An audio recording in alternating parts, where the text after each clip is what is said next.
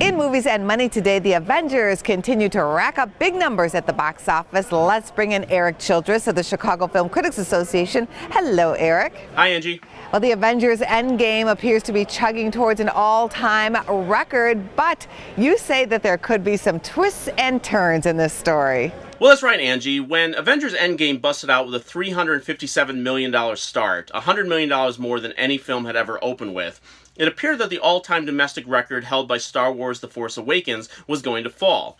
Yet there was still some trepidation in calling danger for the all-time worldwide record held by James Cameron's Avatar.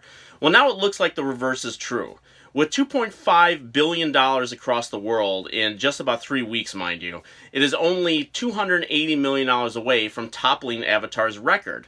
However, even as Avatar is prepared for its domestic record to fall this weekend, Endgame's current pace suggests it may not have enough in the tank to best The Force Awakens. This past weekend it had the fourth best third weekend in history, but also fell behind The Force Awakens' pace by $20 million.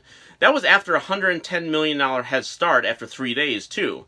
Now, audiences' attention is going to be starting to be drawn to more and more new releases, and it may only have enough through the weekend of June 14th to remain in the top 10.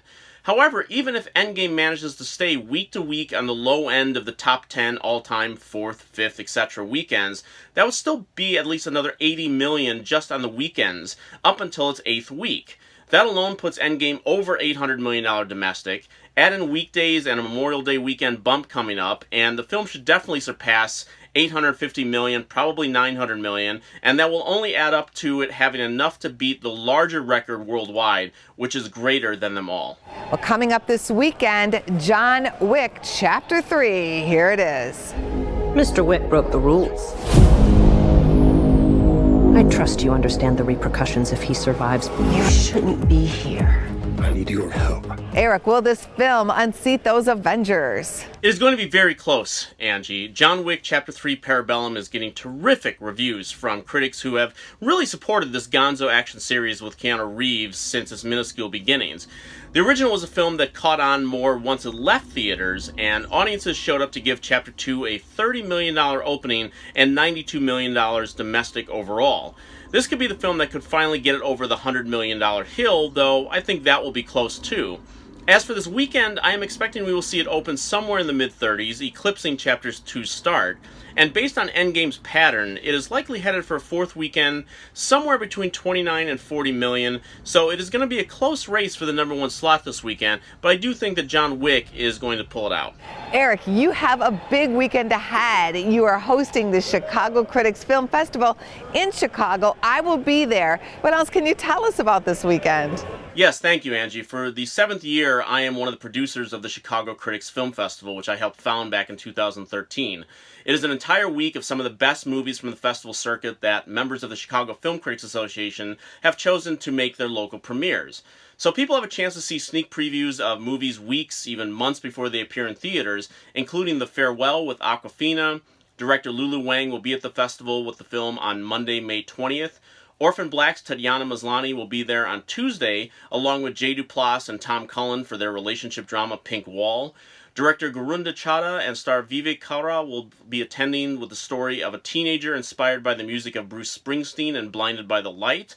Then for closing night, we will have Jim Gaffigan, director Paul Harrell, and producer Kelly Williams for a really emotional ghost story called Light from Light. And that's all after the weekend. We're opening Friday night with a trio of films, all starring women. The directors and stars will be there for the film St. Francis and Greener Grass. Sunday night, we're going to have Aislinn Franciosi, the star of the revenge thriller The Nightingale. She may be better known to audiences as Lyanna Stark from Game of Thrones. Finally, Saturday night, along with the Chicago premiere of Danny Boyle's Beatles-inspired fantasy Yesterday.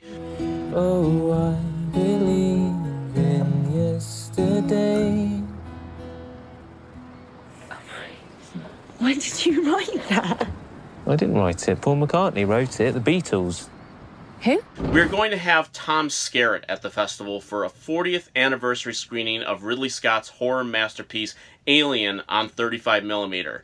Tickets and passes are on sale now at the Music Box, as well as at www.chicagocriticsfilmfestival.com. And we encourage movie lovers of all ages to come join us in this really special celebration of film Endgame and John Wick will still be there when it's over. Thank you, Eric, and I'll see you this weekend. Thank you, Angie. Check out businessfirstam.com to find out where to see our entire show. And don't forget to like, follow, and share Business First AM.